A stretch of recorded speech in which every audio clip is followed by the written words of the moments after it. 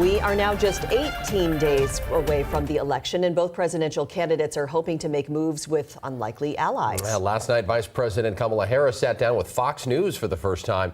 In a combative interview, Harris made a pitch to Republicans who may still be on the fence when voting for Donald Trump. Let me be very clear. My presidency will not be a continuation of Joe Biden's presidency.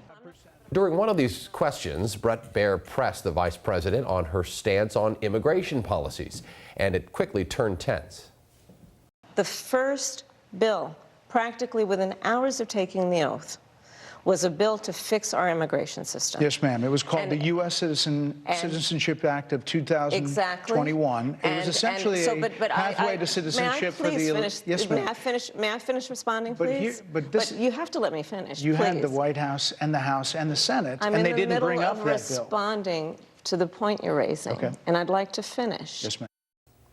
The two continued to clash throughout the interview, at times talking over each other.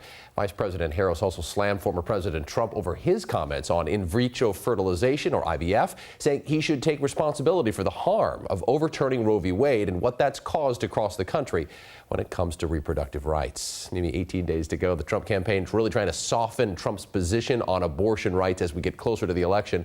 Knowing it's such a critical issue for voters, he's now saying some states are too tough on abortion. Yeah, the former president called himself the father of IVF, doubling down on his support for in vitro fertilization.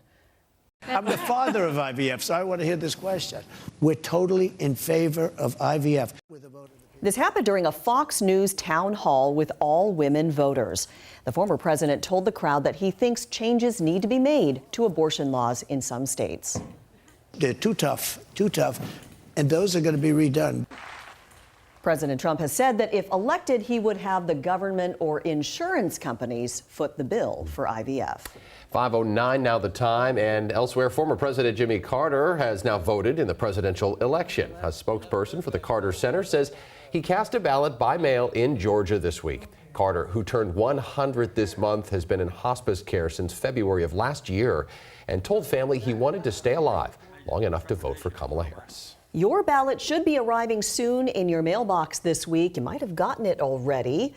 October 28th is the last day for you to register to vote online or by mail, but you can register in person through Election Day, November 5th.